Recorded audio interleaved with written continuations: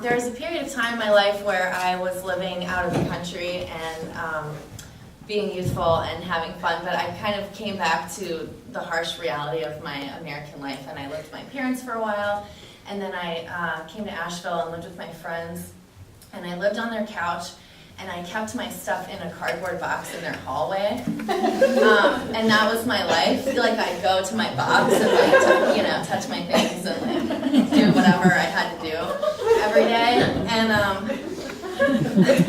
that was my life. And I didn't have a job, and I didn't have a resume, and I didn't have a plan, and I didn't have any money, and I didn't know what I was going to do, and that was my life. So I ended up going to this high school reunion thing with some people that I had known in high school, and I went to a bachelorette party and in Washington, D.C., and everyone was like super fancy with their hair, and they had jackets, and they had boots, and they had like purses full of money, and they were spending their money everywhere, and I was like, I'm a little homeless girl, and I have a box, and they all had careers, and they were like, what do you do? And I was like, I'm a homeless girl. And I don't know what I do, they were like, well, what are you gonna do? I don't know what I'm gonna do. I don't know who I am, I don't know what I'm doing. So anyway, I go to this bachelorette party, which is a weird thing to do, and they had mixed drinks, and I got drunk by accident.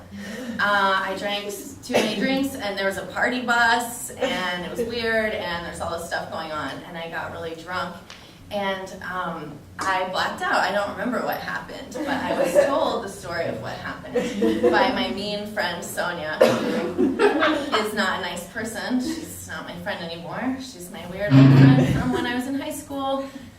And so anyway, I got really drunk, and she was like, I have to take you home. So she was taking me home, and I threw up in the cab. And then the cab driver was like, you have to give me $40 because you threw up in the cab. She was like, I'm not giving you $40. Come on, Grayson. And she's pulling me out, but then he's like, oh, no, you're not, and he's pulling me back in, which is like terrifying, right? She's like, you're kidnapping my friend. So then a police officer came over and was like, your friend is drunk, you need to take her to the hospital. So she took me to the hospital, and she left me there. So I was like on a party bus, and then I was in a hospital. And it's all funny now, but it was not funny at the time. It was so traumatic. I woke up in the hospital with an IV in my arm, and my friend wasn't there, and I didn't know what had happened, and I was terrified. And I realized I was drunk, and I like had vomit hair, and I was so humiliated. It's funny that you think this is so funny. It was really humiliating, and I just remember I couldn't stop thinking, I'm so old.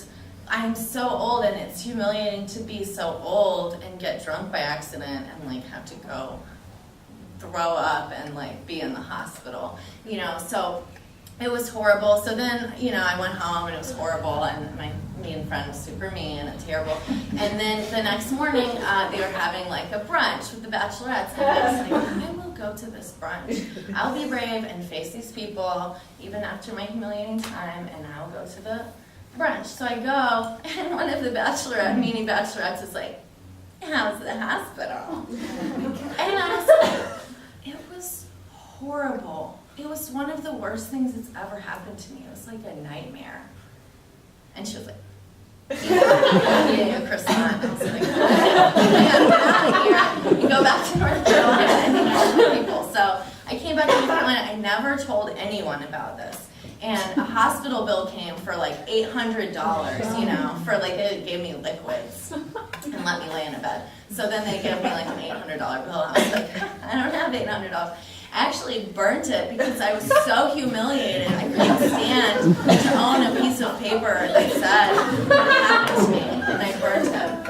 But meanwhile, and here's the story that I'm about to tell. Meanwhile, I had a little spot on my chest that was like an irregularly shaped mole, and so I was like, well, I should get that checked out. And I was like, well, I don't have health insurance, so I can't be finding out if I have cancer when I don't have health insurance. So I try to get health insurance, and I apply for health insurance, and they give it to me. But then a month later, they're like, well, we looked at your hospital records and we see that you have a drug and alcohol addiction, so you're denied. So I got another insurance, and the question was like, do you have drug and alcohol addiction? I was like, no. But then they look it up, and they're like, we see that you have a drug and alcohol addiction, you're denied. So then, and it happened 3 times. So then I'm really like, wow, I'm like this loser, I don't have any money, I live in a box, I have cancer, like what am I gonna do?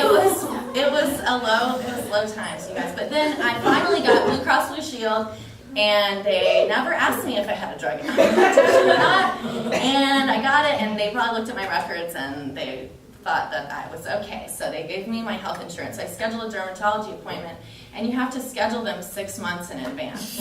So I'm like, okay, it takes 6 months for someone to look at you. So finally, the day comes around, and I go, and the doctor looks at it, and she's like, well, you know, it's probably fine, but if you think that it's changing, you know, we can do a biopsy. And so she does a biopsy. She's like, oh my God, you have cancer. She's like, I didn't think you did, but you do. And I'm like, okay, I'm glad you're doing your job. So then I had cancer. So then I had malignant melanoma, mole, and they were going to cut it out. So I go to this plastic surgeon, and they have to cut out a huge chunk around it and go deep inside so they can make sure they get all of it out of there. So I go to get it cut out, and I'm sorry. The at last part was like, at last I finally got to see the dermatologist. I was like, I gotta make that more clear.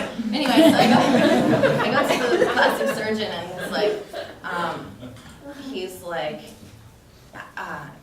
after I do this operation, your right breast is going to be 4 to 5 inches higher than your left breast. And I was like, oh my God. And then I was like, well, you know, like, whatever, like, if that's what you got to do, you know.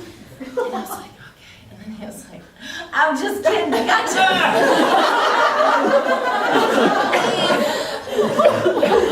You think it's okay, just do that to a person. He's like, got this tool that cuts and burns, so he's like cutting and burning my cancer out of my chest. And I'm like sitting in the chair, I'm like holding my mom's hand, I'm like crying. And he says, oh, does it hurt? And I said, it is incredibly uncomfortable.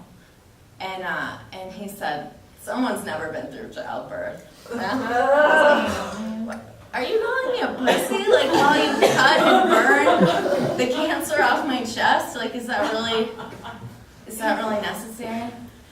But anyway, you guys, I'm cancer-free to this day. I cut it right out. I'm doing fine. But, you know, and I pretty much knew that I wasn't going to die, but it's still, you know, it makes you realize your mortality. And so sometimes when I'm like, should I follow my dreams or should I pursue a boring, safe lifestyle? I'm like, we could die at any moment. Like, we have to seize the day every day. So I think it's helped me with that, and also just feeling so down and like humiliated, and just like being in a low place, because I'm a person who's kind of been really lucky and had a charmed life, but just kind of feeling like really down and pathetic. I feel like he's given me a lot of empathy for others. When I see other people having a hard time, I'm like, oh yeah, the hard times. Like, it's so hard and you feel bad about yourself, but you're okay. So anyway, I'm thankful for this experience. It helped me learn. That's my story.